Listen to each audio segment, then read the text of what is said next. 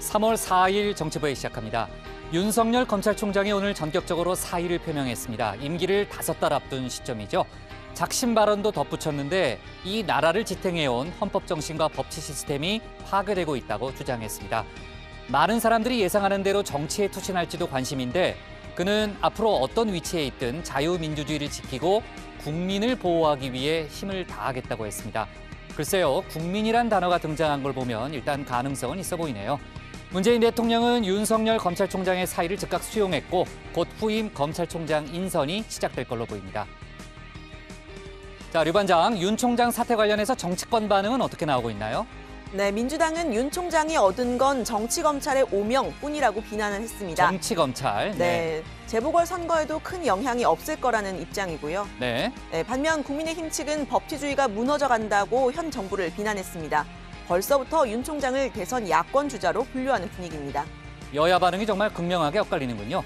신 반장, 조금 전 들어온 속보인데 청와대 민정수석이 교체됐다는 거죠? 네, 그렇습니다. 최근에 사의를 밝혔다가 업무에 복구한 신현수 민정수석이 결국 오늘 교체됐습니다. 네. 후임 민정수석에는 김진국 감사위원이 지명이 됐고요. 신 수석은 여러 가지로 능력이 부족해 이렇게 떠나게 됐다라고 밝혔습니다. 네, 문재인 대통령이 결국 사의를 수리를 한 거죠. 오늘 큰 뉴스가 참 많습니다. 정치부회와 함께할 그런 시간이고요. 들어가서 본격적으로 정치부회의 문을 열겠습니다.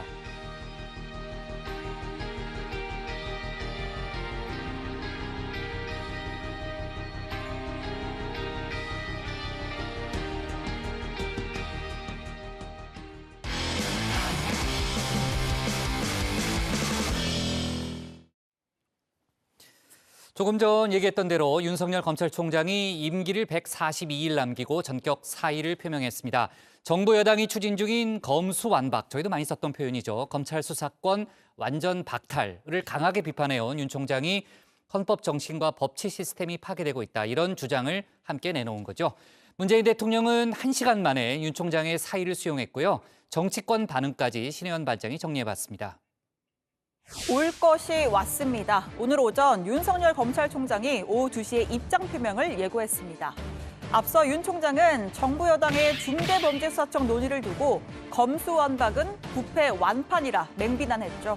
이따른 공개 발언에 조만간 사태가 임박한 것 아니냐는 관측이 나왔는데 그 조만간이 오늘일 줄이야 그 누구도 쉽게 예상하지 못했습니다. 화이팅! 저는 오늘 총장을 사직하려고 합니다.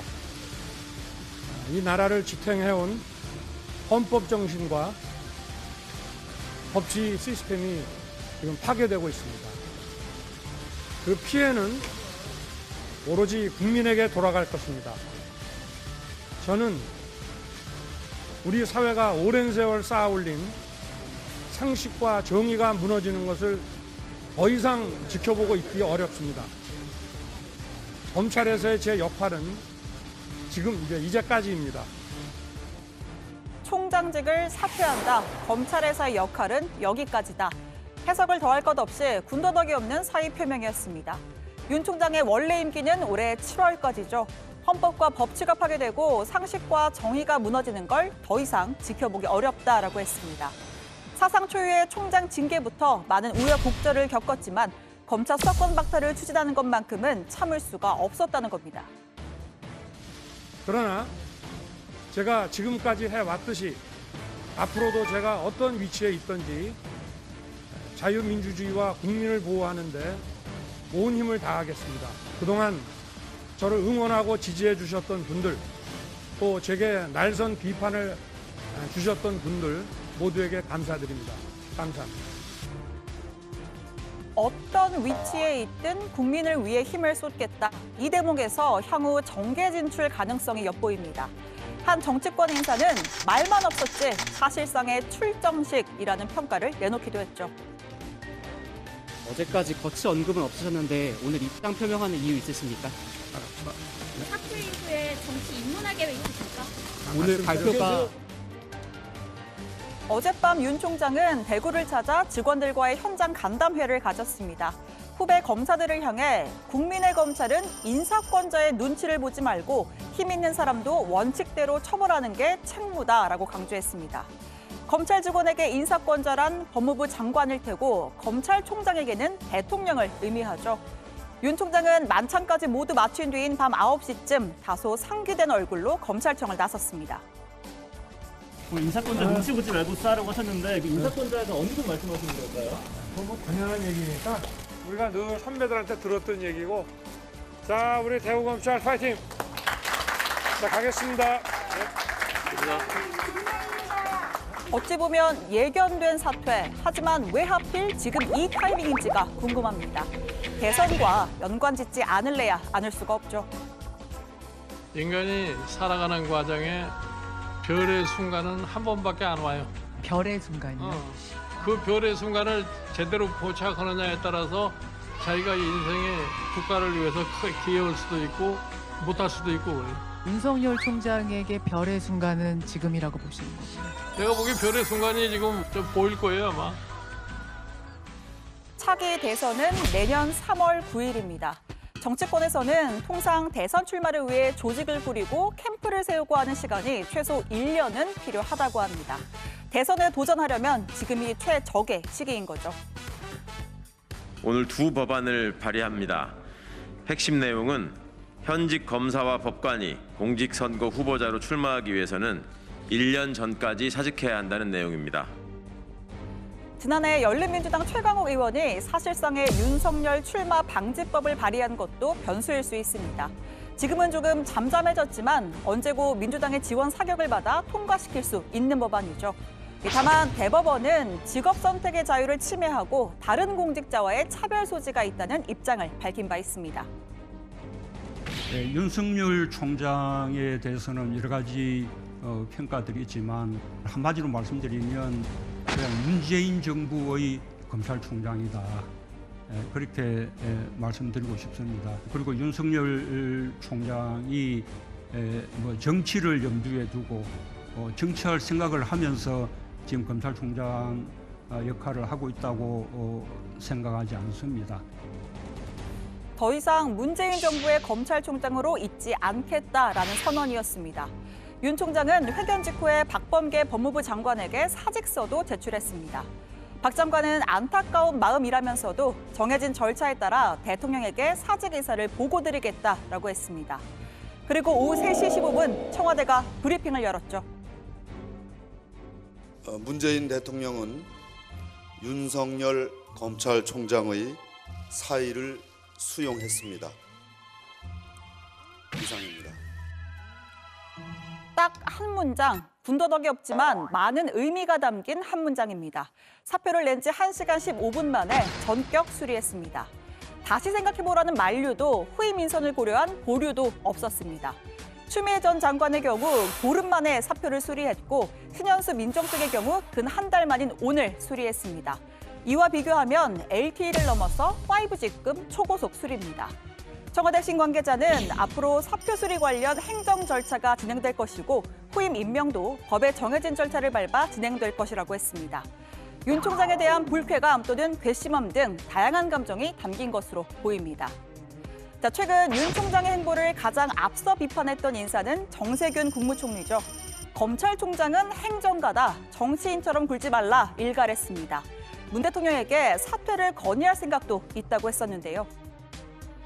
윤석열 총장이 지금 처신하는 걸 보면 행정 책임자다운 모습은 전혀 보이지 않고 정치하는 사람의 모습이에요. 그런데 행정가의 범주라고 말씀을 하신다면 예를 들면 법무부 장관을 비롯한 각 부처의 장관들 또 뭐 경제부총리도 그렇고 언론 인터뷰 혹은 소셜미디어에 개인의 입장을 밝힌 적들이 있었습니다, 과거에. 입장도 입장 나름이죠. 그리고 그것도 금도가 있는 법인데. 정세균 총리는 윤 총장 사의 발표 후에 열린 브리핑 자리에서 대단히 유감스럽다라는 입장을 밝혔습니다. 또 윤 총장이 정의가 무너지고 있다라고 발언한 것에 대해서 우리 정부는 헌법 체계를 지키기 위해 최선을 다하고 있다. 검찰 개혁이 잘 진행되도록 하겠다라고 했습니다. 최근에 윤석열 총장의 행태를 보면 정치를 하려고 하는가 보다 하는 느낌은 있었습니다만은 자연인이 어떤 생각을 하든 그것을 탓할 일은 없고 개인의 그 미래에 대한 계획이나 이런 부분에 대해서는 제가 언급할 사항은 아니라고 봅니다. 그런데 야권에서는 웬 적반하장이냐, 대선에 총리직을 이용하고 있는 게 누구냐라는 비판이 쏟아졌습니다. 대한민국 공무원이 자기의 소신을 말하려면 직을 그만둬야 한다는 발상 자체가 어처구니 없다면서 주어진 일보다 다른 생각이 있는 분은 오히려 정총리 아니냐라고 주장했는데요. 코로나19 와중에 부산, 포항, 울산, 대구를 연달아 방문하고 어서 오세요 총리 식당임이라는 제목으로 먹방 토크쇼를 진행하고 정세균 팬클럽마저 띄우고 있는 사람이 누구입니까? K방역 자랑만 늘어놓다가 정작 백신 접종은 세계에서 102번째에 처지도록 만든 분이 누구입니까? 윤 총장에게 맹공을 퍼붓는 여당, 편을 들면서도 마냥 반갑다고 할 수 없는 야당. 자, 이 모든 건 결국 차기 대선 판도가 들썩이고 있다는 방증이기도 합니다. 대선은 차치하고 코앞으로 다가온 4월 재보궐선거에도 영향이 있을 수 있는데요. 민주당에서는 당정청이 공들인 4차 재난지원금과 부산 가덕도 신공항이 묻힐 수 있다는 위기감에 또 간판 주자가 없는 야당에선 설 자리가 더 줄어드는 것 아니냐는 우려도 나옵니다. 자, 오늘 청와대 발제 이렇게 정리합니다. 윤석열 헌법 법치 시스템 파괴 전격 사의, 문 대통령 1시간 만에 속전속결 수용입니다. 어제도 제가 얘기했지만 윤석열 검찰총장이 2개 언론과 인터뷰를 했고 또 어제 이제 대구 검찰청을 방문한 자리에서도 강경 발언을 쏟아냈잖아요. 그러니까 윤 총장이 뭔가 거취 표명을 할 것 같다라는 그런 분위기는 있었습니다. 그리고 오늘 오전에 반차를 냈고 오후에 이제 출근한다는 소식이 알려지면서 여러 가지 이제 복잡한 상황이 있었는데 오후에 출근하면서 입장을 밝힌 거죠. 네, 윤 총장이 오늘 오후 2시 대검 앞에서 기자회견을 열고 전격 사퇴 입장을 밝혔습니다.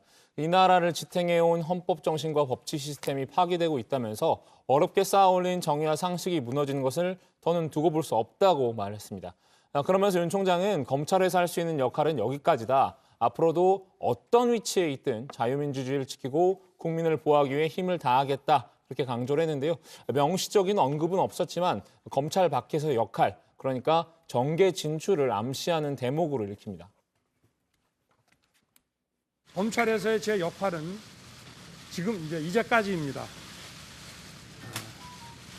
그러나 제가 지금까지 해왔듯이 앞으로도 제가 어떤 위치에 있든지 자유민주주의와 국민을 보호하는 데 온 힘을 다하겠습니다.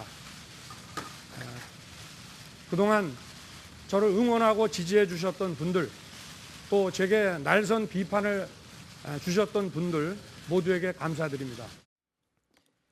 네, 이제 정계 진출 의사를 묻는 질문이 사실 국회에서도 있었잖아요. 그때도 이제 윤석열 총장이 아주 명료하게 대답하지는 않았고, 그래서 그 이후에 이제 추미애 전 장관이 이 부분을 이제 문제 삼기도 하는 그런 상황이 있었고, 또 어제 오늘 발언을 들어보면 이렇게 한다 안 한다 분명하게 밝힌 건 아니지만 보통 안 할 거면 안 한다고는 하잖아요. 그리고 이제 여러 가지 쓰는 단어들이나 국민이나 이런 표현들이 보통 이제 많이 쓰는 정치권에서 많이 쓰는 단어이기 때문에 이제 그런 해석들이 좀 많이 나오고 있고요.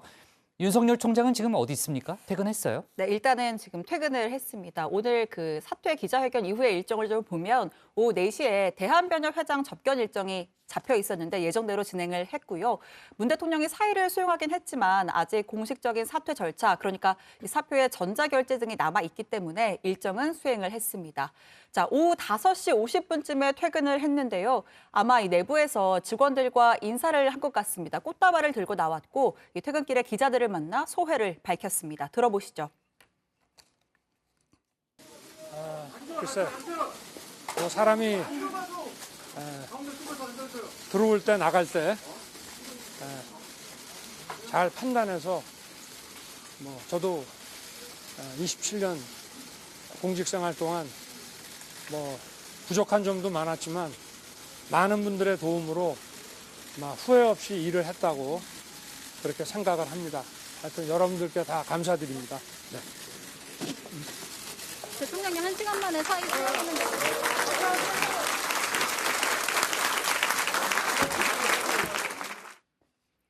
네, 기자가 이제 1시간 만에 사의 수용한 거에 대해서 질문을 던졌네요. 답은 하지 않고 들어갔습니다. 그렇습니다. 네, 윤석열 총장이 퇴근 영상이 조금 전 퇴근하는 모습이 지금 막 들어왔군요.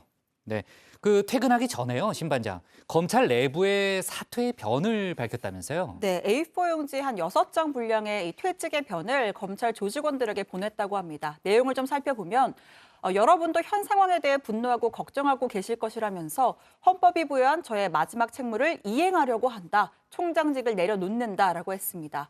그러면서 작년에 부당한 지휘권 발동과 징계 사태 속에서도 직을 지켰다. 헌법과 법치를 지키기 위해서였다라고 주장했고요. 앞으로는 엄중하고 위급한 상황이지만 국민들만 생각하라라고 하면서 동요하지 말고 항상 국민을 섬기는 자세로 최선을 다해달라 이렇게 검찰 조직원에게 당부를 했습니다. 조금 전에 이제 윤 총장 퇴근할 때 기자가 던지는 질문도 받고 아까 이제 신반장도 뭐 5G급 뭐 이렇게 뭐 속도라는 얘기를 했지만 사실 문재인 대통령이 그동안 이제 사의를 수리하는데 시간이 좀 많이 걸렸잖아요. 근데 오늘은 정말 초고속으로 사의를 받아들였네요. 네, 그렇습니다. 정만호 국민소통수석이 오후 3시 15분쯤 브리핑을 열고 문재인 대통령은 윤석열 검찰총장의 사의를 수용했다 이렇게 짤막한 입장을 내놨습니다. 그런데 청와대 출입 기자들에게 이 브리핑 공지를 알린 시간이 오후 3시쯤입니다. 결국 문 대통령이 윤 총장의 사의를 받아들이는 데는 1시간도 채 걸리지 않았다 이렇게 보입니다. 보통은 이제 후임 인선까지 고려해서 이제 충분한 입장을 이제 밝히기 마련인데 오늘 딱 한 문장이었잖아요. 그 자체도 역시 메시지가 있다고 봐야 되는 거죠. 네, 윤 총장은 정부 여당의 검수완박, 검찰 수사권 완전 박탈 움직임은 부패를 판치게 하는 부패 완판이라고 비판을 해왔죠. 그리고 또 오늘 사퇴회견에서는 헌법 정신과 법치 시스템이 파괴되고 있다라고 주장을 했습니다. 문 대통령이 검찰과의 갈등에서 법과 절차를 강조해 온 것을 볼 때 문 대통령을 향한 직접적인 공격과 다름없는 것으로 풀이가 됩니다. 결국 빠른 사의 수용으로 불쾌감을 드러냈다는 분석이 나옵니다. 네. 자, 그리고 이제 윤석열 총장 사표 수리와도 글쎄 어느 정도 좀 관련성은 있어 보이는데요. 그 직후에 신현수 민정수석 사표 수리도 발표가 된 거죠? 네, 그 신현수 수석은 검찰 출신이죠. 근데 이제 지난 검찰 간부 인사에서 그 법무부와 갈등을 빚고 사의를 표명한 적이 있습니다. 근 한 달 가까이 문 대통령이 수리 여부를 고심 중이었는데 오늘 잇따라 수리를 발표한 것 역시 검찰 반발에 대한 불쾌감을 표출한 거라고 볼 수도 있을 것 같습니다. 신 수석은 오늘 떠나더라도 문재인 정부의 성공적 마무리를 성원하겠다 이런 소회를 밝혔습니다. 여러 가지로 능력이 부족해서 이렇게 떠나게 되었습니다. 떠나가더라도 문재인 정부의 성공적인 마무리를 지켜보고 성원하겠습니다. 그러면 신임 민정수석님을 소개드리겠습니다.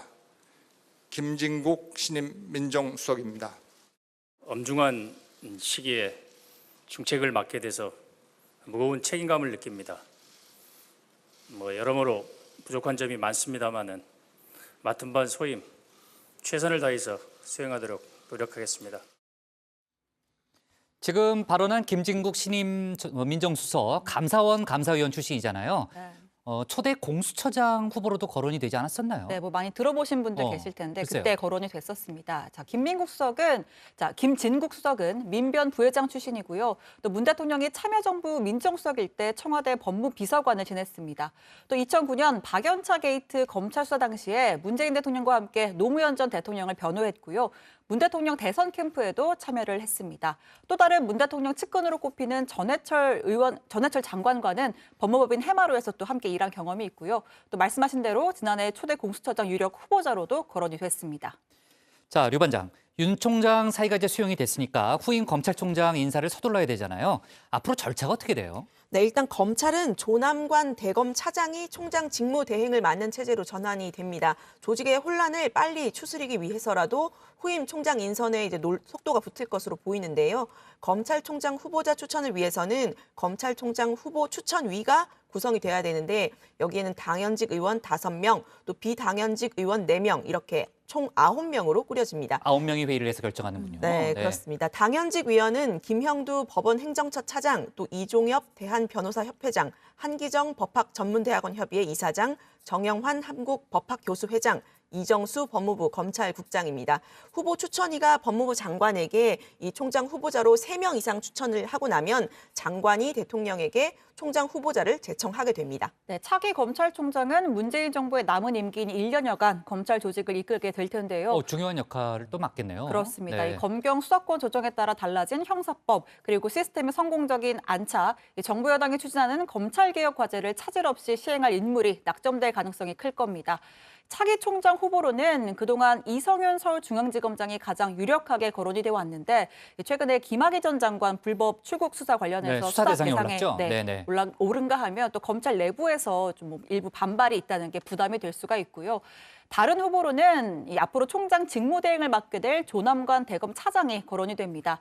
한때 추미애 전 장관 라인으로 분류가 됐었지만 이후에 법무부와의 갈등에 전면적으로 나섰다는 게 변수입니다. 네, 뭐 제3의 인물도 있을 수 있겠죠. 네. 자, 앞으로 이제 관련 속보가 계속해서 나올 거고요. 윤 총장 사의 표명에 대한 정치권 반응 정말 다양하게 나오고 있고요. 아까 뭐 신반장도 발제했지만은 이게 이제 재보궐선거 또 나아가서 이제 대선에 직접적인 또 영향을 미칠 가능성이 높기 때문에 정치권 반응이 엇갈리고 있습니다. 일단 민주당은 얻은 것은 정치검찰이란 오명뿐이다. 윤 총장을 상당히 강하게 비난했죠. 네, 그렇습니다. 민주당은 국민의 신뢰를 받는 기관이 될 때까지 스스로 검찰개혁 주체가 되겠다던 윤 총장의 취임사는 거짓이었음이 드러났다 이렇게 지적을 했습니다.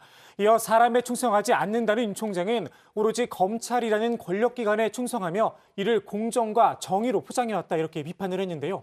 윤 총장의 정계 진출을 기정사실화하며 검찰총장이라는 호칭도 생략해서 논평을 냈습니다. 검찰의 선택적 정의와 선택적 수사는 살아있는 권력에 대한 수사로 검찰의 제 식구 감싸기는 윤석열 죽이기로 포장하며 검찰의 능력을 보여왔습니다. 이제 정치인 윤석열이 어떻게 평가받을지는 오롯이 윤석열 자신의 몫입니다. 나의 정치인 윤석열이라고 표현하네요. 네. 그렇죠? 네. 네, 노웅래 최고위원도 페이스북에 글을 썼는데요. 윤 총장의 사퇴 시점이 매우 석연치 않다 이렇게 주장을 했습니다. 피해자 코스프레임과 동시에 또 이슈를 집중시켜서 4월 보궐선거를 자신들 유리한 쪽으로 끌어가려는 야당발 기획 사태다 이렇게 주장을 했고요. 또 민주당 검찰개혁 특위 소속인 김종민 의원은 윤석열의 개인적 선택이니 지켜봐야 한다라면서도 현직 검찰총장으로 있을 때 직을 가지고 정치에 활용하는 것은 부당하다라고 주장을 했습니다.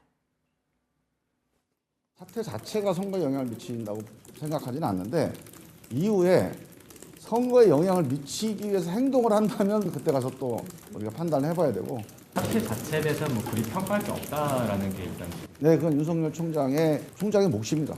윤석열 총장이 판단할 몫이니까 그거에 대해서 우리가 거론할 필요는 없을 것 같아요. 네, 다만 민주당 내부에서는 윤 총장의 사퇴 국면으로 당정청이 공들인 4차 재난지원금 지급 그리고 부산 가덕도 신공항 추진 이런 부분들이 묻히고 전국의 블랙홀로 작용할 수 있다 이런 우려도 상당합니다. 네, 그래서 이제 프레임이 중요한데 아까 누가 얘기했지? 노웅래 최고위원이 그런 얘기했다는 거죠. 아까 뭐 야당발 기획 사퇴다 뭐 이런 이제 주장을 이제 여당에서 이제 내고 있는 거고요. 사실 어떤 면에서는 오히려 야당 속내가 더 복잡하다 이런 얘기도 나오는데. 박 반장, 그러니까 사퇴 표명은 지지하면서도 또 이후의 정치적 파장에 대해서는 견제하는 그런 움직임이라는 거죠. 네, 그 양쪽 움직임이 다 있습니다. 국민의힘은 윤 총장의 사욕과 안위가 먼저인 그 정권의 공격에 맞서는데 한계가 있을 수밖에 없었을 것이라고 말을 했는데요. 대한민국의 상식과 정의가 무너지는 것을 확인한 참담한 날이라는 논평도 냈습니다. 또 주호영 원내대표는 이제 윤 총장이 제약 없는 몸으로 마음껏 힘써 주시길 바란다면서 필요하다면 힘을 합치겠다 이런 러브콜을 보내기도 했습니다. 윤석열 총장 지금까지 잘 싸워줬습니다. 아쉬움이 많지만은 이제 제약 없는 몸으로 대한민국 헌정 수호와 법치주의의 수호를 위해서 마음껏 힘을 써주시기를 바랍니다. 우리 국민의힘은 필요하다면 윤석열 검찰총장과 힘을 합쳐서 대한민국의 헌법과 법치주의를 지키기 위한 노력에 최선을 다하겠습니다. 네, 국민의당의 안철수 대표는 상식과 정의를 위해 치열하게 싸운 윤 총장님, 그동안 수고하셨다. 진짜 싸움은 이제부터다라는 응원의 메시지를 남겼습니다. 또 윤 총장의 사퇴 결정이 현 정권의 정치 공세와 무관치 않다라고 주장을 하면서 선거 이야기를 했는데요. 이 4월 7일 보궐선거의 야권 승리가 내년 정권 교체의 원동력이 될 것이다라는 입장을 밝혔습니다. 자, 또 다른 잠재 대권 주자라고 할 수 있죠. 홍준표 무소속 의원은 윤석열 총장이 지금 사표를 낸다면 잘못된 결단이라고 견제구를 날렸습니다. 지금은 70년 검찰의 명예를 걸고 문재인 대통령의 연루 여부가 된 이 세 가지 사건에 대해서 전 검찰력을 쏟아야 할 때라면서 살아있는 권력은 수사하지 않고 지금 사표를 내면 죽은 권력이던 이명박 박근혜 수사를 매몰차게 하는 것마저 정의를 위한 수사가 아니고 벼락 출세를 위한 문재인 정부 수사였다고 인정할 수밖에 없다라고 주장했습니다. 앞으로 국민의힘이 윤 총장과 접촉할 가능성은 어떻게 봐요? 네, 아직 윤 총장이 정치를 하겠다 이렇게 분명한 입장을 밝힌 건 아니기 때문에 당분간은 윤 총장의 거취를 좀 지켜본 뒤에 물밑 접촉에 나설 가능성이 있습니다. 국민의힘 대선 주자이기도 하죠. 앞서 유승민 전 의원은 검찰총장직에서 나오자마자 제1야당에 입당하는 게 본인에겐 좀 부자연스러울 수 있다면서 정치를 한다면 일단 제3지대에서 시작할 가능성이 크다, 이런 전망을 내놓기도 했습니다. 네, 관련해서 하여튼간에 윤 총장이 김종인 비대위원장을 먼저 만날 거냐, 또 안철수 대표를 먼저 만날 거냐, 이렇게 관심을 갖는 정치권의 목소리도 있더라고요. 그러니까 안철수 대표는 아마 이제 제3지대로 좀 이제 끌고 들어가려는 그런 생각이 있는 것 같은데요. 그리고 아까 이제 당 반응 중에 이제 정의당 반응을 저희가 얘기는 안 했는데, 정의당은 윤 총장을 많이 비난을 했네요. 그러니까 가장 정치적인 검찰총장이었다. 그러니까 정계 입문을 위한 알리바이 쌓기용이었다. 그동안의 행보가, 이런 식으로 비판을 했습니다. 자, 아무튼 이제 윤석열 총장의 사퇴, 정치권에 큰 파장을 던졌네요. 관련 속보는 저희가 내일도 다뤄보겠습니다. 일단 청와대 발제 이렇게 정리하겠습니다. 윤석열 총장 전격 사의, 문 대통령 1시간 만에 수용으로 제목을 잡습니다. 다음은 박준우 반장의 발제를 들어보겠습니다.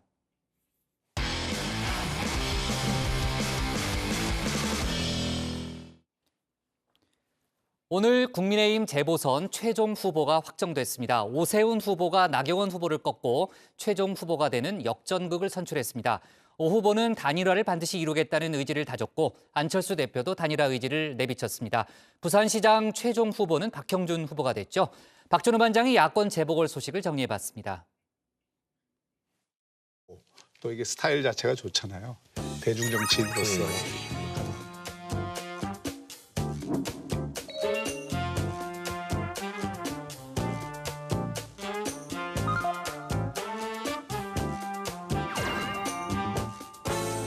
그런 게 이제 자산이죠. 그리고 부채가 있어요. 제일 큰 부채는 그렇죠. 서울시장 우상국시와 관련해서 조금 무책임하게 이게 내놓은 던진 거.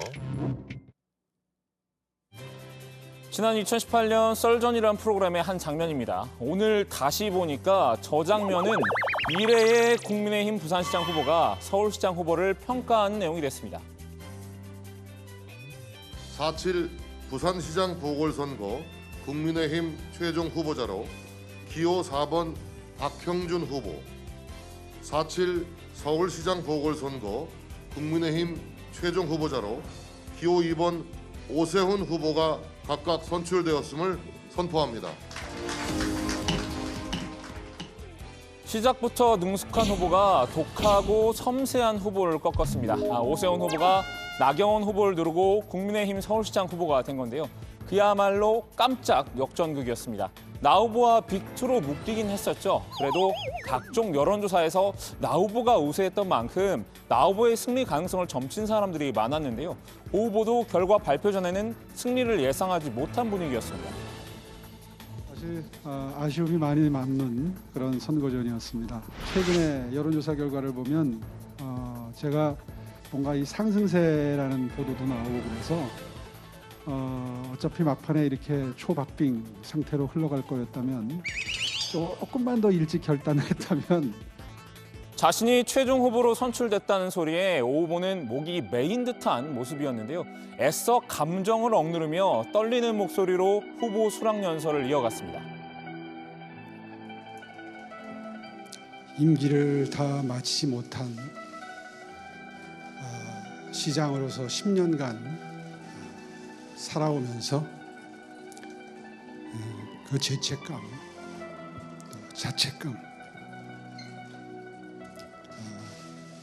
격려해 주시는 시민 여러분들을 뵐 때면 더 크게 다가오는 죄책감. 오세훈 후보 결국 10년의 서름을 딛고 당의 공식 후보임을 알리는 승리의 점퍼를 입게 됐습니다. 키 181cm, 과거 코리아 베스트 드레서, 정치인 부문 수상에 빛나는 오 후보의 점퍼 스타일 잠시 감상해 보시죠.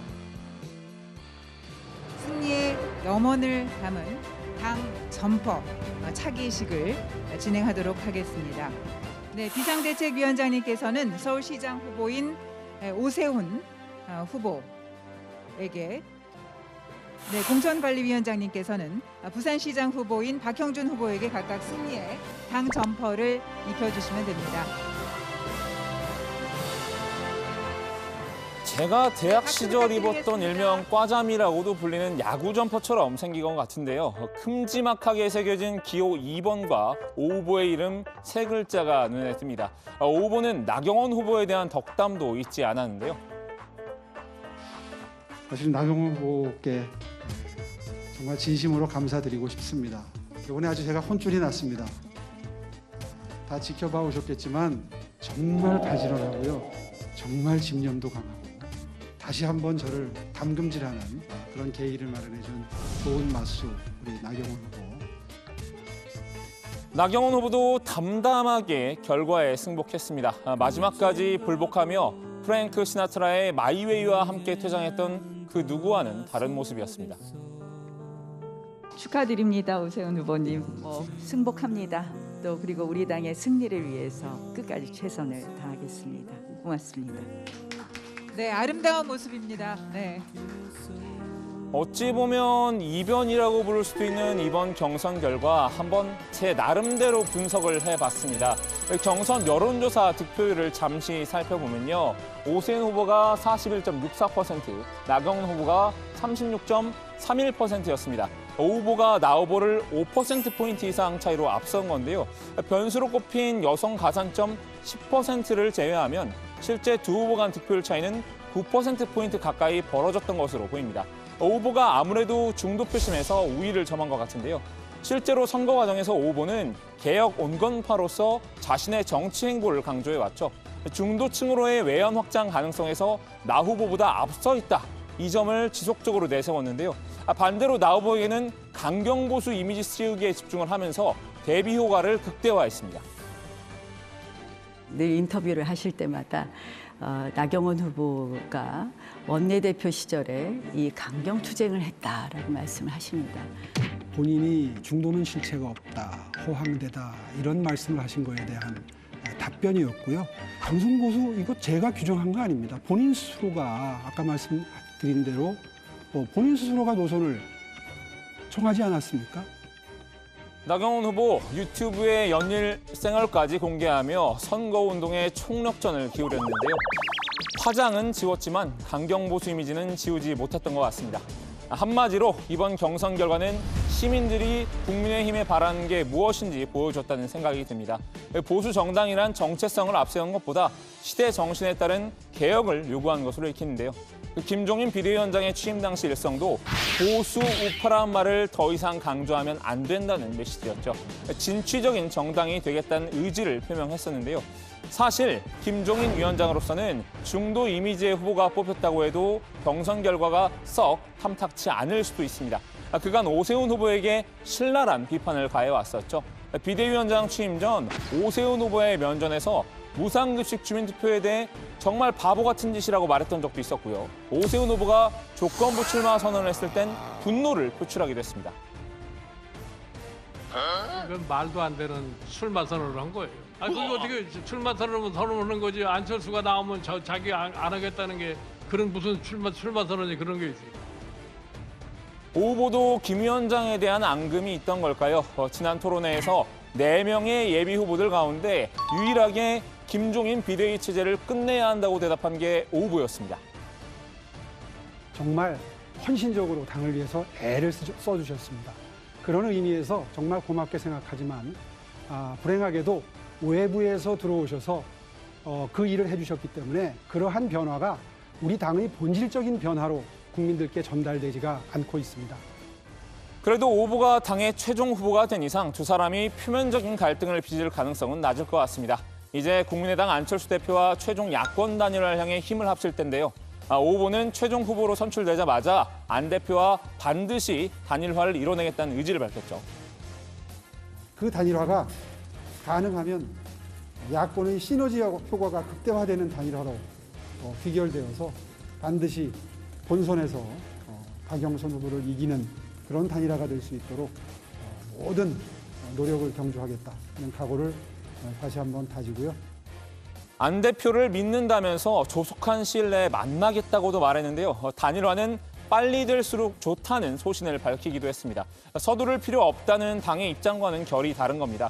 마치 사전 교감이라도 있던 것처럼 오히려 안 대표와 의견 일치를 보였습니다. 오세훈 후보님과는 조만간에 만남을 통해서 건설적인 협력 방안에 대해서 논의를 하기를 희망합니다.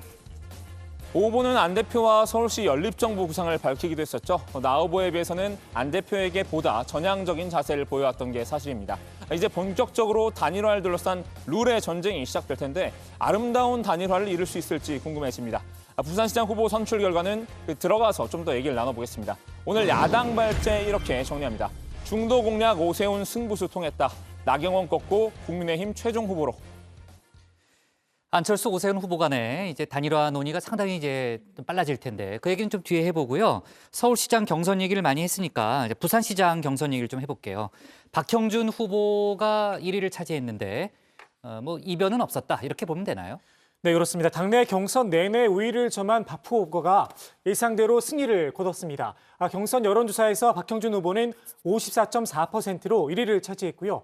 박성훈 후보는 28.63%, 이현주 후보는 21.54%를 얻어서 3위에 그쳤습니다. 박민식 후보와의 단일화 효과도 크게 나타나지 않은 건데요. 최종 후보가 된 박형준 후보는 수락연설에서 이번 선거가 오거돈 전 부산시장 성추행 사건으로 치러지는 점을 들으면서 이번 선거는 대한민국 정치 역사상 가장 부끄러운 일로 치러지는 선거다 이렇게 말을 했습니다. 직접 들어보시죠.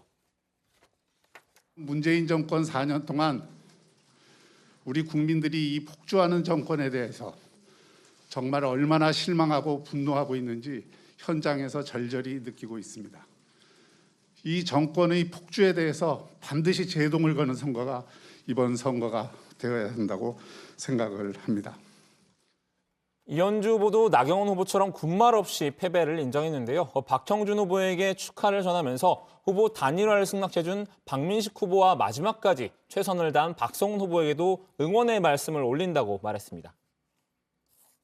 박형준 당선자가 아니라 뭐 후보께 축하의 말씀을 드리고 우리 당이 선거에서 승리할 수 있도록 최선을 다해서 협조하겠습니다. 당의 변화와 그리고 대한민국이 바로 서는 그날까지 열심히 하겠습니다. 고맙습니다. 박성훈 후보도 최종 결과를 존중하고 수용한다고 했는데요. 두 후보의 최종 결과 수용에도 과열 양상을 보였던 경선의 이후를 걱정하는 목소리도 있었습니다. 공관위 발표 직후 입장을 낸 청년 국민의힘 대표인 황보승희 의원은 이제 뭉쳐야 할 때라면서 단결을 호소했습니다. 아까 이제 박 반장도 그렇게 분석했지만 뭐 박 반장은 본인의 생각이라고 그렇게 분석을 했지만 실제로 이제 보수층들이 전략적 선택을 한 거 아니냐 이런 분석이 많이 나오더라고요. 그러니까 중도 확장성이라든지 단일화를 상당히 중요한 변수로 두고 선택을 한 것이다. 그 점에서 아까 이제 나경원 후보라든지 또 이현주 후보가 좀 낙마하게 된 게 중요한 원인이 아니겠느냐 이렇게 보는 시각들이 있더라고요. 자, 오늘 이제 결과 발표 전에 오세훈, 나경원 두 후보 모두 원팀이라는 점을 강조를 했죠. 네, 아무래도 뭐 경선이 마무리되는 날이니까 서로 이렇게 원팀이라는 점을 강조한 겁니다.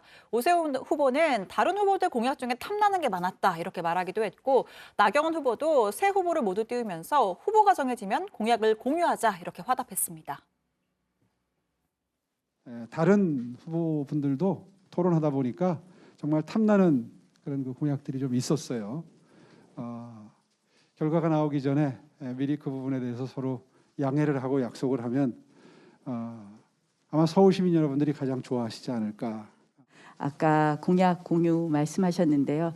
당연히 우리가 공약 같이 써야 될 것 같고요. 오세훈 후보님 5년 시정 경험 또 저희가 잘 살려야 될 것 같습니다. 원팀이 돼서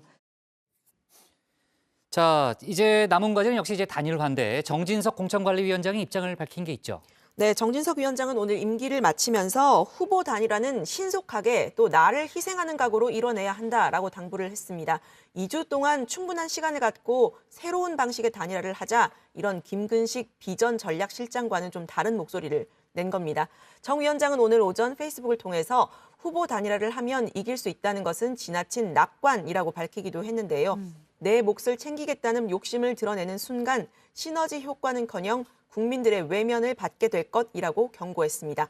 또 정 위원장은 문재인 정권의 폭정을 종식시켜달라는 국민적 열망이 너무나 뜨겁지만 국민의힘을 바라보는 국민의 시선은 여전히 차갑기만 하다 이렇게 탄식하기도 했습니다. 특히 이번 선거는 우리 당과 국가의 명운을 건 건곤일척의 싸움이다. 서울시장 선거, 부산시장 선거 다 어렵다. 이 엄중한 현실을 직시해야 한다 이렇게 전했습니다.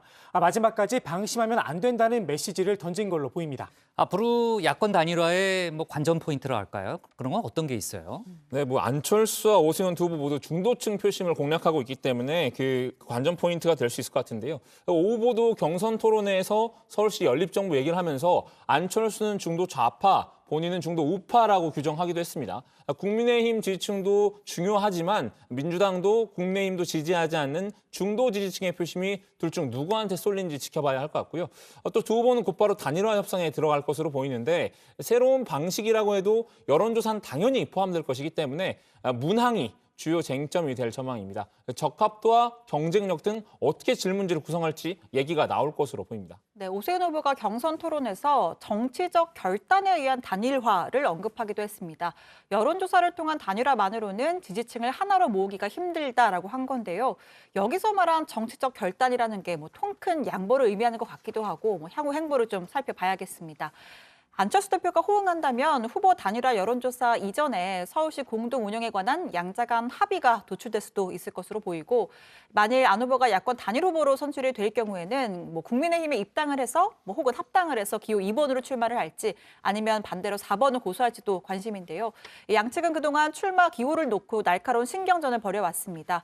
하지만 실제 협상 테이블이 차려지면 이 아름다운 단일화 그림을 만들어내기 위해서 좀 상황 관리에 나설 거란 관측도 나옵니다. 김종인 위원장은 단일화 방식에 대해서 추가로 얘기한 건 없어요? 단일화 절차는 실무선에서 처리를 할 거라면서 더 이상 자신은 언급하고 싶지 않다 이렇게 말을 아꼈는데요. 반면 안철수 대표는 내가 이겨야 한다거나 우리 당이 이겨야 한다는 생각을 버리자라면서 야권 전체가 이기는 선거가 돼야 한다고 다시 한번 호소를 했습니다. 지금 야권도 그렇지만 여권도 단일화가 상당히 중요한 쟁점이죠. 오늘 토론회가 있었고 또 김진애 열린민주당 후보와 박영선 민주당 후보와의 단일화도 지금 이제 계속해서 논의가 되고 있는 그런 상황인데 여권 소식은 유 반장이 이따 다룰 거죠? 네, 그 부분은 제가 다루겠습니다. 네, 잘 다룰 거죠? 네, 잘 다루겠습니다. 네, 좋아요. 자, 오늘 야당 발제 제목 이렇게 정리하겠습니다. 중도 공약 오세훈 승리, 막오른 최종 야권 단일화로 제목을 잡겠습니다. 다음은 조익신 반장의 발제를 들어봅니다.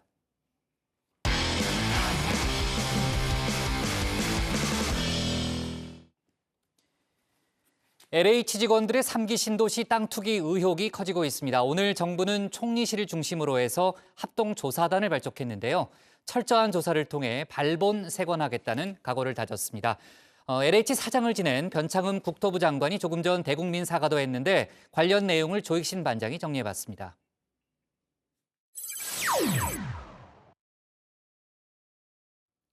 LH 직원들의 땅 투기 의혹이 불거졌죠. 정부가 오늘 합동조사단을 출범시켰습니다. 문재인 대통령이 철저한 조사를 지시한 지 하루 만입니다. 총리실 합동조사단은 최대한 빨리 거래내역 전수조사를 마무리하겠습니다. 우선 국토부와 LH 전 직원에 대해서는 다음 주까지 조사를 끝내도록 하겠습니다. 나머지 기관들도 최대한 신속히 거래 내역 조사를 마무리할 계획입니다.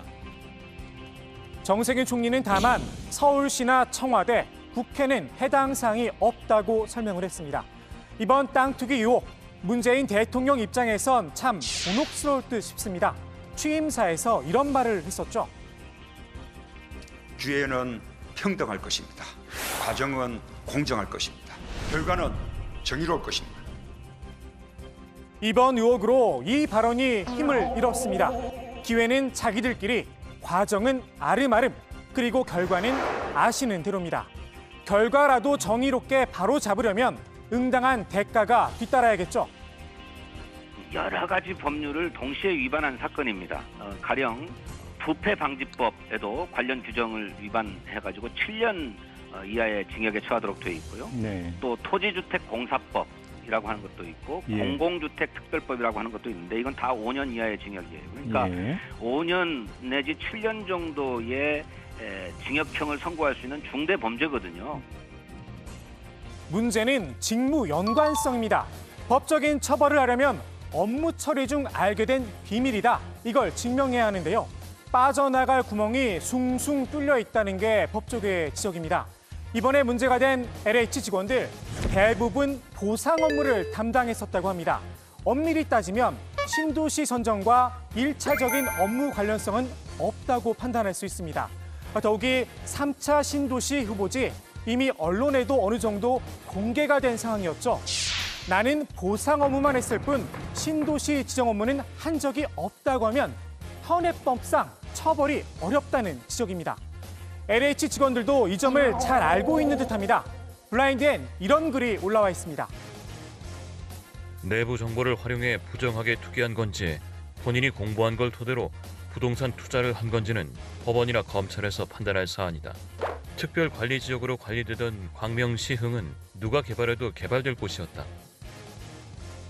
신도시 개발을 담당하는 LH 직원들이 신도시 발표 직전에 신도시 예정지에 7,000평 규모의 농지를 58억 원이란 큰 빚을 지고 영끌 매입을 했는데 왜 그랬을까는 궁금하지 않은가 봅니다. 아니면 가재는 개편인 걸까요? 더 기가 막힌 건 설령 내부 정보를 이용했다는 게 증명이 되더라도 부당이익을 환수할 몰수 규정이 없다는 겁니다.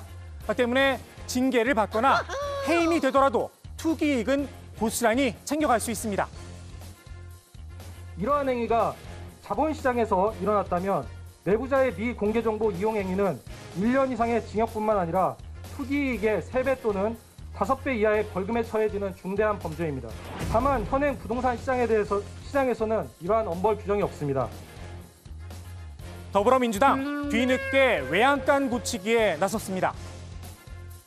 일벌 100개 해야 합니다. 공직자의 부동산 투기는 폐가망신으로 귀결된다는 것을 확실히 보여줘야 합니다. 주택 및 토지 개발과 관련된 공직자가 직무 관련 정보를 이용해 사적 이득을 취하는 경우 법적 처벌과 함께 투기 이익을 환수토록 하는 방안도 검토하겠습니다. 그런데 말입니다. 이 폐가망신 당장 민주당으로 화살이 향했습니다. 민주당 소속 시흥시 시의원이 3기 신도시가 발표되기 2주 전 딸 명의로 토지를 사들여 건물을 지은 사실이 드러난 겁니다. 해당 시의원은 시의회에서 주택 공급과 관련된 도시환경위원장을 맡고 있습니다.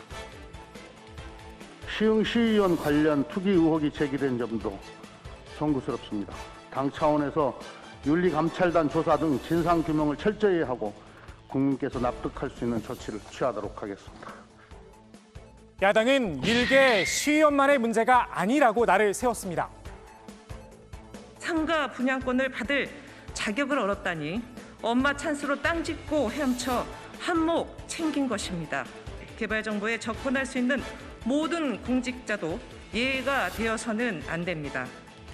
어두운 등잔빛을 제대로 밝히기 위해 청와대, 국회, 그리고 지자체장 및 지방의회 등 관련 당사자들에 대한 전수조사가 반드시 필요합니다. 특히 이제 청와대와 관련된 보고라인에 대한 조사도 필요하다. 청와대에서도 당연히 보고받았을 것이고 이번의 경우에도 그거 다 보고가 되어 청와대가 조율된 끝에 나온 것이니까 그 보고라인 선상에 있는 사람들에 대해서도 친척과 본인 그런 사람들에 대한 전수조사가 필요하다고 보고요. 오거돈 전 부산시장의 조카가 가덕도 신공항 부지인 근처에 땅을 보유하고 있다는 사실이 알려졌죠. 가덕도 신공항은 오 전 시장의 공약사항이기도 했습니다. 국민의힘은 이 점도 문제 삼고 있습니다. 가덕가덕 힘을 몰아달라던 가덕도 공항 예정지는 알고 보니 오고돈 일가의 로또 투기 의혹 지역이었습니다. 사실관계를 파악할 필요가 있고요.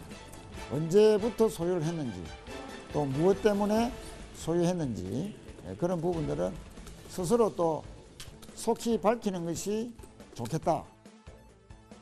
국민의힘은 국토교통부가 참여하는 이번 정부의 전수조사 믿지 못하겠다는 입장도 다시 한번 밝혔습니다.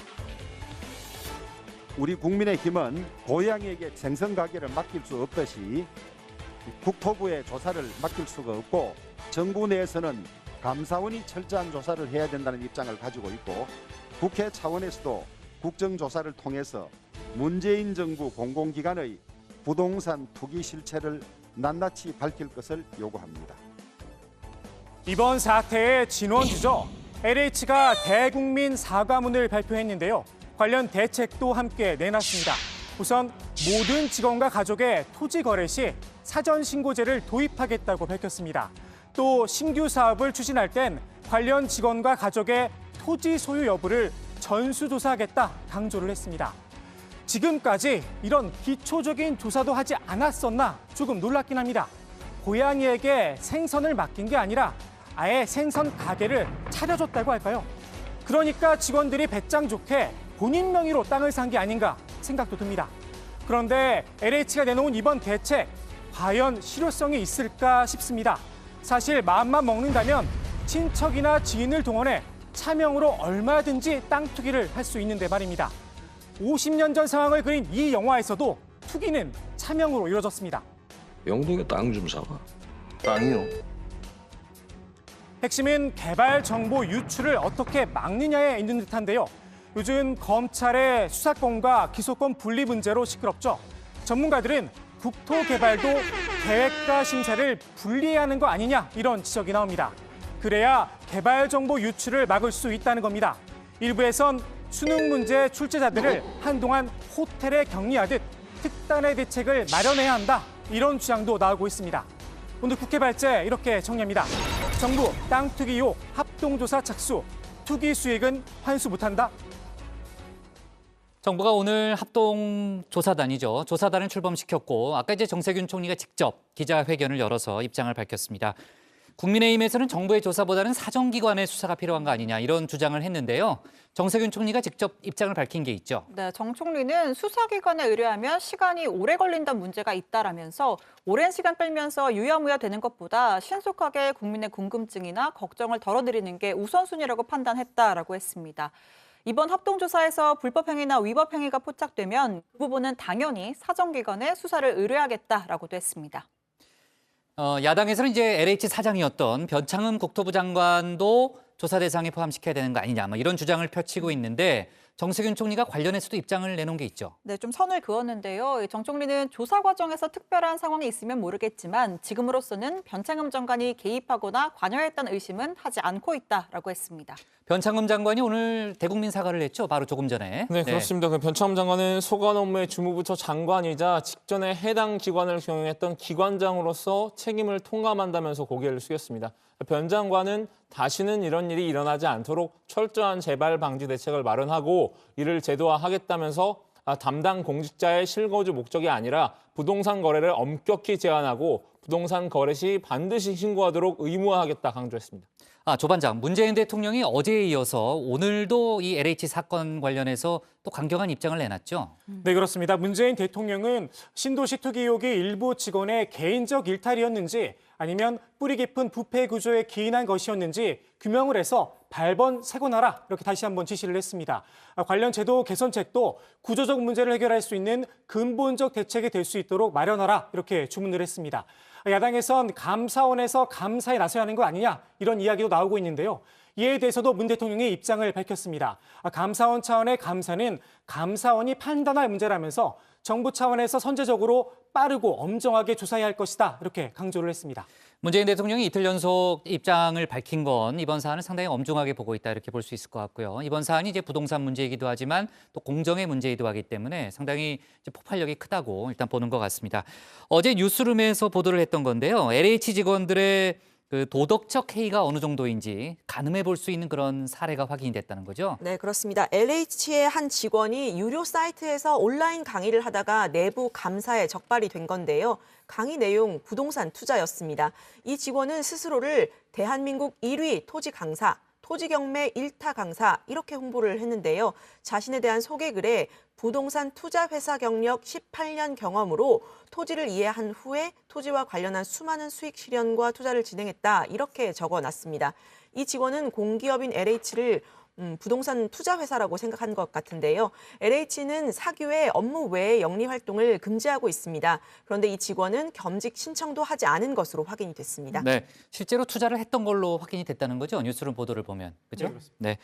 자, 그리고 LH 직원들 외에도요. 신도시 개발을 사전에 알고 투자한 사람들이 꽤 있을 수 있다. 이런 의혹도 제기가 된 상태죠. 네, 국민의힘 김상훈 의원이 내놓은 자료입니다. 이번에 민주당 소속 시의원이 신도시 발표 2주 전에 땅을 사서 문제가 됐죠. 경기도 시흥시 과림동의 토지거래 내역을 확인했다고 하는데요. 지난해 8.4 대책과 지난달 2.4 대책 직전에 토지거래가 집중됐다고 합니다. 8.4 대책 전 3개월간 이 지역에서는 167건의 토지 거래가 이뤄졌는데 해당 기간 이전에는 거래 건수가 한 달에 한 자릿수를 넘지 못했습니다. 8.4 대책 발표 뒤에 9월과 10월엔 거래가 0건으로 잠잠해졌고요.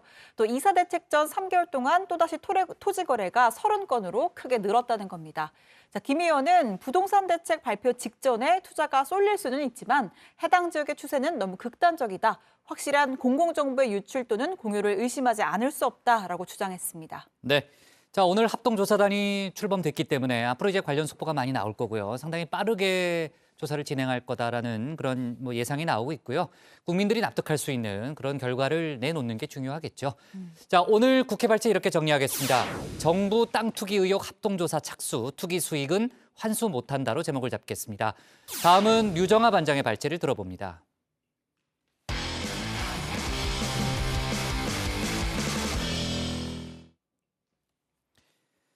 국회는 오늘 정부로부터 추경안을 제출받아 심의에 들어갑니다. 추경안만 따지면 15조 원 규모죠. 국민의힘은 불효불급한 예산을 깎겠다고 벼르고 있는데 민주당은 오히려 증액을 염두에 두고 있습니다. 이런 가운데 민주당 박영선 서울시장 후보는 조금 전 시대전환 조정훈 후보와 단일화를 위한 토론을 했는데요. 관련 소식들 유정아 반장이 정리해봤습니다. 4차 재난지원금이 어려운 국민들께 하루빨리 지급될 수 있도록 국회의 신속한 논의와 처리를 당부드립니다. 네, 정부가 이틀 전 의결한 추가 경정 예산안을 오늘 국회에 제출했습니다. 4차 재난지원금 지급을 위한 건데요. 지원금 총액은 19조 5천억 원인데 이 중 15조 원을 추경안으로 편성을 합니다. 어느 때보다 속도를 강조하고 있는 만큼 빠르면 이번 달부터 지급할 방침입니다. 내일 정세균 총리의 시정연설 후에 다음 주에 본격 심사를 거쳐서 2주 뒤에는 본회의에서 추경안을 통과시킨다. 이게 바로 민주당의 계획입니다. 이번 추경안 단일 추경 규모로는 역대 3번째입니다. 지난해 3차 추경 그리고 12년 전의 금융위기 이후로 가장 큰 규모입니다. 문제는 이 중에 10조 원은 부채로 마련을 해야 한다는 건데요. 연말이면 국가 채무, 즉 나라 빚이 1,000조에 가까워진다는 우려가 나오는 상황인데 야당은 여기에 더해서 4월 선거를 앞둔 포퓰리즘이라는 비판까지 추가하고 있습니다. 이런 식이라면 정권을 잡은 세력은 대선 전에도 또 수십조의 돈을 뿌리고 할 것입니다. 사실상 매표 행위나 다를 바가 없습니다. 네, 정부 여당 4차 재난지원금에 대해서 두텁게 그리고 폭넓게를 여러 번 강조했습니다. 4차 지원금 대상은 총 690만 명입니다. 전 국민에게 줬던 1차 지원금 규모가 13조 원이었으니까 690만 명에게 19조 5천억 원, 얼마나 두텁게 줄지가 실감이 나죠. 자영업자와 소상공인의 경우 거리두기 완화 전에 장사를 했는지 문을 일찍 닫았는지에 따라서 액수가 다릅니다. 헬스장과 노래방처럼 문을 아예 열지 못했던 곳은 500만 원을 받고요. 전기요금을 석 달간 50% 깎아줍니다. 이 둘을 합쳐서 최대 680만 원까지 받을 수 있습니다. 한 사람당 최대 680만 원까지, 또 여러 개의 사업장을 운영하는 사람은 최대 1,180만 원까지 받을 수 있습니다. 지원 대상도 3차 때보다 이렇게 200만 명 늘었습니다. 국민의힘은 아주 꼼꼼하게 따져보겠다고 했죠. 가히 역대급인데 원칙과 기준도 없이 이런 보편과 선별 사이에서 오락가락하다가 어정쩡한 누더기 추경안이 되었다. 이런 규모가 타당한지, 또 재원 마련에 대해서 세출 구조 조정 노력이 전혀 없는 이런 재원 대책에 대해서도 의원님들 꼼꼼하게 따져주셔야 될 것 같습니다. 반면 더불어민주당은 예산안 심사 과정에서 증액 가능성도 시사했습니다. 지원 대상을 추가해야 할지 살펴본다는 겁니다. 오늘 추경안이 국회로 넘어왔습니다마는 심의 과정에서 농민 지원을 가장 우선해서 보완하도록 그렇게 심의를 하겠습니다. 최선을 다해서 농민들이 더 이상 소외되지 않도록 하겠다, 이런 다짐의 말씀을 드립니다. 네, 민주당은 코로나 손실보상법 같은 상생연대 3법과 중대범죄수사청법, 또 언론개혁법, 이런 쟁점 법안의 통과도 추진을 하고 있죠. 추경 편성 과정에서 여야가 치열한 기싸움을 벌일 것으로 보입니다. 관련 소식은 역시 앞으로 여정회에서 확인해 주시고요. 이번에는 서울시장 선거 소식입니다. 국민의힘 후보로 오세훈 전 서울시장이 결정됐다는 소식 박 반장이 전해드렸었죠. 여야 선거 구도가 점점 정리가 되어가는 것 같은데 박 후보와 오 후보 벌써 이번 선거 기간 동안 여러 번 부딪혔습니다. 오 후보가 박 후보의 1차 TV 토론 발언을 문제 삼았는데요. 빌 게이츠의 말 중 달면 삼키고 쓰면 뱉는 식으로 취사 선택하고 있다라고 한 데 따른 겁니다. 오세훈 후보님 늘 성급하십니다. 늘 하나만 생각하고 둘은 보지 않으시네요. 10년 전 무상급식 문제로 시대를 읽지 못해 사퇴하실 때처럼 내용을 정확히 파악하고 상대를 존중해 주시는 것도 필요해 보입니다.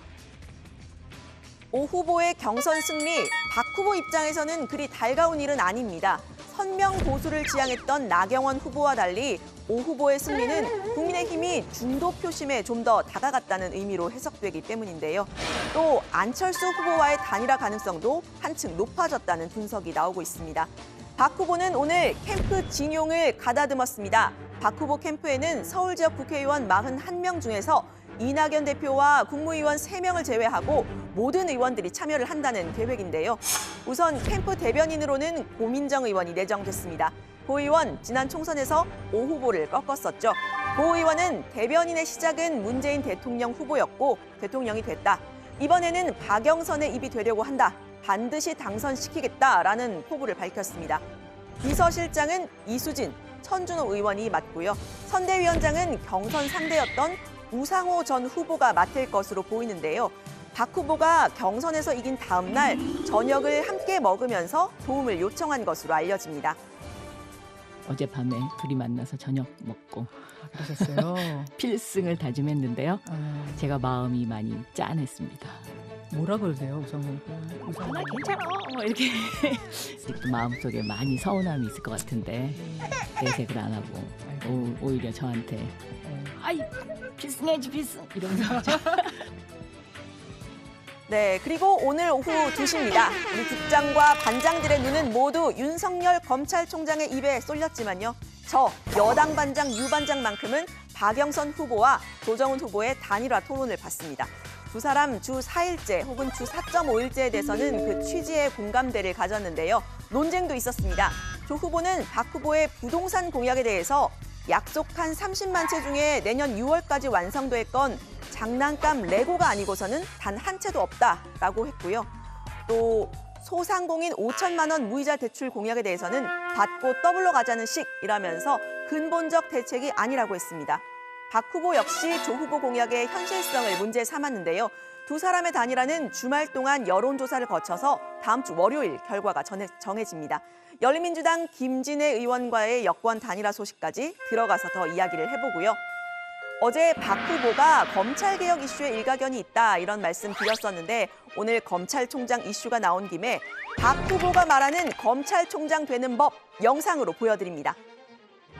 경찰청장이 되고 싶은 싶어요. 그런 사람 아까 있었는데 누구? 그렇지. 그러면 경찰청장 이렇게 검찰총장 지금 이리 나와. 지금 검찰총장이 누군지 아세요? 몰라요? 오늘 가서 검색해봐요. 네? 아줌마 미리 가르쳐줄까? 문무일 검찰총장이야. 외워봐. 그 문무일 검찰총장을 딱 검색하면 그 문무일 검찰총장 아저씨가 그동안에 무슨 일을 했는지 거기 쫙 나와요. 그러면 우리 어린이가 그 검찰총장 아저씨 한 대로 하면 돼요. 오케이? 네? 네, 오늘 발제는 이렇게 정리합니다. 4차 재난지원금 추경안 오늘 국회로 박영선, 조정훈과 토론하며 단일화 시동. 네, 모두가 윤석열 총장의 입에 쏠려 있을 때 본인 혼자 토론을 봤다 이렇게 얘기했는데 저도 봤어요. 중간에. 계속 본 건 아니고 중간에 잠깐 봤어요. 네, 몰랐군요. 자, 국회의장과 여야 대표가 만나서 추경 처리를 늦지 않게 하기로 합의했다. 이런 속보가 조금 전에 들어왔죠. 네, 그렇습니다. 박병석 국회의장이 오늘 민주당 이낙연 대표와 국민의힘 김종인 비대위원장과 만나 오찬회동을 가졌다고 합니다. 여야 대표는 이번 추경을 늦지 않게 처리하고 저출산 고령화 문제에 대해서 초당적 대처가 필요하다는데 의견을 모았다고 하는데요. 22일 처리를 목표로 추경을 심사할 예정이라고 박 의장 측은 밝혔습니다. 이 자리에선 세월호 특검 문제도 논의가 됐다고 합니다. 박 의장은 양당 대표에게 국회 세종의사당 건립과 개헌의 필요성에 대해서도 설명을 했다고 합니다.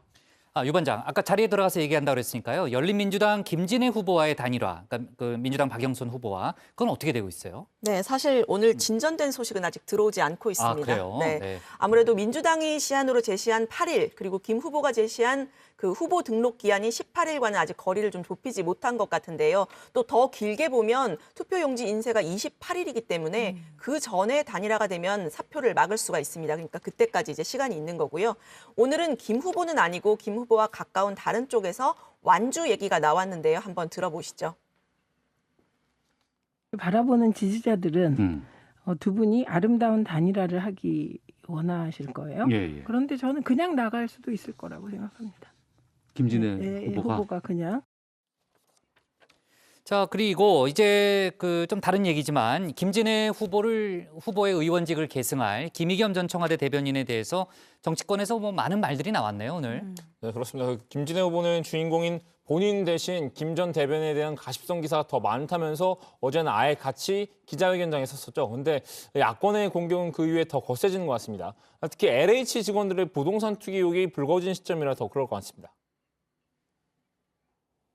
재개발 지역 투기 의혹에도 국회의원직을 승계받는 전 청와대 대변인은 이 정부 기득권에 숨길 수 없는 재테크 능력을 보여줍니다. 하다하다 이제는 영혼까지 끌어모아 부동산 투기했던 전 청와대 대변인이 국회의원이 돼 금의 환영할 판입니다. 네, 김의겸 전 대변인에 대한 비판은 열린민주당 내부에서도 나왔습니다. 이 당의 공식 카페인 열린민주주의 카페에는 총선 후에 바람처럼 사라져 놓고 아무런 헌신 없이 승계만 하면 끝이냐, 당에 기여 없이 의원직만 승계했다는 것은 당원들의 마음을 얻지 못한다, 이런 글이 올라왔다고 합니다. 네. 자, 좋습니다. 뭐 정말 정치권이 들썩들썩하네요. 내일도 이제 관련 소식 참 많이 들어올 것 같고 항상 강조하지만 정치부 회의를 봐야 할 그런 시간입니다. 자, 오늘 발제 이렇게 정리하겠습니다. 4차 재난지원금 추경안 오늘 국회로 박영선, 조정훈과 토론하며 단일화 시동으로 제목을 잡겠습니다.